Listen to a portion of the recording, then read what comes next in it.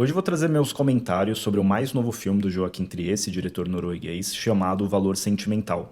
É um filme que foi lançado aqui no Brasil dia 25 de dezembro, então foi lançado bem no Natal. E apesar desse filme ele não ter essa aura de filme natalino, né, como Esqueceram de Mim ou Herói de Brinquedo, pra mim fez muito sentido ele ter sido lançado nessa data. Porque Valor Sentimental é um filme que ele vai tratar dessas dinâmicas familiares, mas principalmente da tentativa de conexão aí de um pai com as suas filhas. E eu acho que nessas festas de Natal, né, na maioria das famílias, a gente acaba sempre tendo muita lavagem de roupa suja ou de tentativa de reconexão com parentes que há muito tempo a gente não vê, né? Ou acabou perdendo contato por escolhas mesmo, ou por caminhos que a vida acaba levando cada um de nós, né? E esse filme eu acho que ele trata muito bem disso, e por esse tema principal, ele acaba caindo, acho que como uma luva aí, tendo sido lançado nessa data. É um filme de drama, é um drama realmente bem desses psicológicos, né? Que na verdade é mais pautado na questão da introspecção dos personagens, na construção deles e na relação deles com outros personagens, nesse caso aqui dessa família, né? Diferente do que eu trouxe no meu último vídeo, que também é um filme de drama, aqui fazendo uma digressão, né? Que pra mim foi o melhor de 2025, que foi Sonhos de Trem, que é um drama mais desse contemplativo, existencial, né? Que vai pegar ali toda a passagem de tempo de uma vida e com isso, né, mostrar e trazer reflexões sobre o tempo, sobre a vida no geral, né?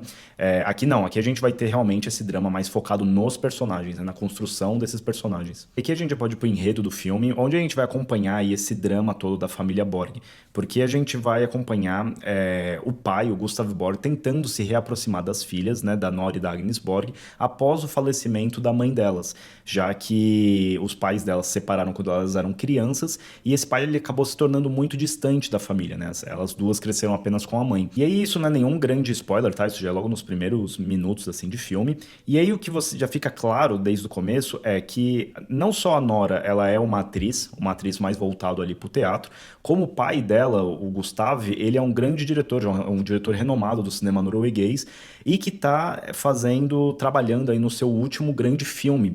E basicamente escreveu o papel principal desse último grande filme, pensando na filha dele, na Nora, e faz esse convite para ela, para que ela interprete esse grande papel aí no seu último grande trabalho. E aí, através disso, a gente vai ter todo esse meio que tema trabalhado, que é desse pai, que é um diretor, tentando se reconectar com as filhas dele através do que ele sabe fazer, que é cinema. E se você já viu o último filme aí do Joaquim Trier, né, antes de Valor Sentimental, que foi A Pior Pessoa do Mundo, ele volta a trabalhar aqui com a Renate Helmves, que faz a Nora Borg, né, nossa protagonista nesse filme, e também com o Anders Lee, que aqui faz o Jacob, que é um personagem, na verdade, bem mais secundário, né, ele tem bem pouco tempo de tela, enquanto que lá na Pior Pessoa do Mundo ele já é o coadjuvante ali daquela história, né. E aí, para além disso, nessa obra aqui, a gente também vai ter atores que são bem mais famosos, né, a gente vai ter o Stellan Skarsgård fazendo o Gustav Borg, que é o pai, a gente vai ter a Ellen Fanning, que faz a Rachel, que é uma atriz hollywoodiana que aparece, né, dentro da história ali, né, do transcorrer da história,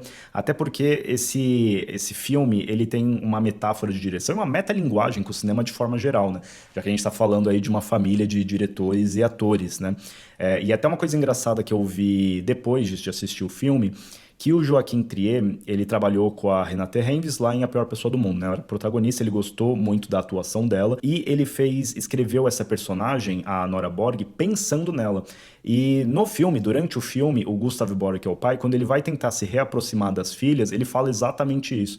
Ele fala que escreveu a personagem do último trabalho dele, pensando na filha dele, que só ela poderia interpretar aquele papel. Um quanto dessa metalinguagem de um filme sobre fazer filmes também não reflete, às vezes, uma própria culpa que o Joaquim Trier tem dentro dele, né? De repente, momentos que ele passou de ter que abandonar ou não estar presente na própria família para poder tocar os projetos pessoais dele. E aí já é até algo que eu posso dizer que, como eu comentei, né, na Pior Pessoa do Mundo, se você já viu esse filme dele, você vai ter uma sensação com valor sentimental.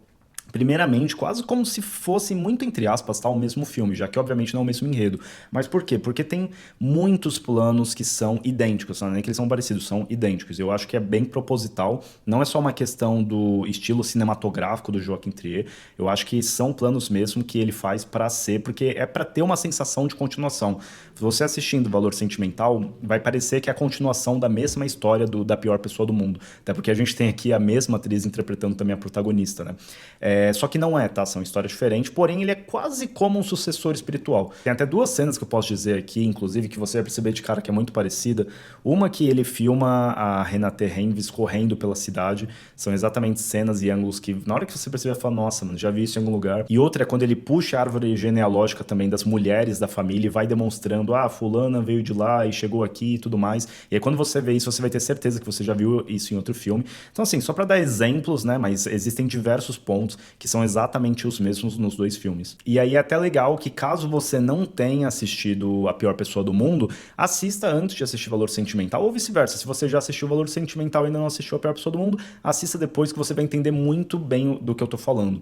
Eu acho que, comparando as duas obras, porque acho que é inevitável não comparar, porque elas realmente são muito semelhantes, eu ainda prefiro A Pior Pessoa do Mundo. Acho que tanto na questão da história de maneira geral, mas também na questão de algumas cenas que tem ali dentro, eu acho que tem coisas mais, talvez, originais, não sei se exatamente essa palavra ali dentro, mas que pelo menos me pegou mais.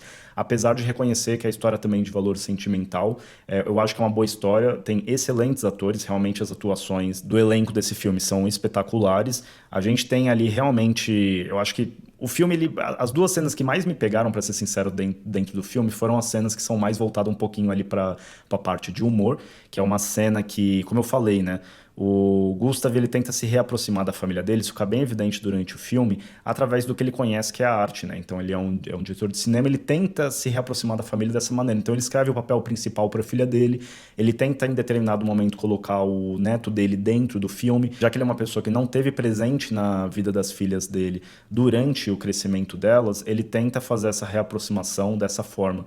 E até acho que é uma discussão que também tem dentro do filme sobre essa questão de escolhas que você faz mesmo, né? Às vezes você, para ter uma carreira de sucesso, uma vida entregue à arte, você acaba abandonando, mesmo às vezes sem querer, a sua família, né?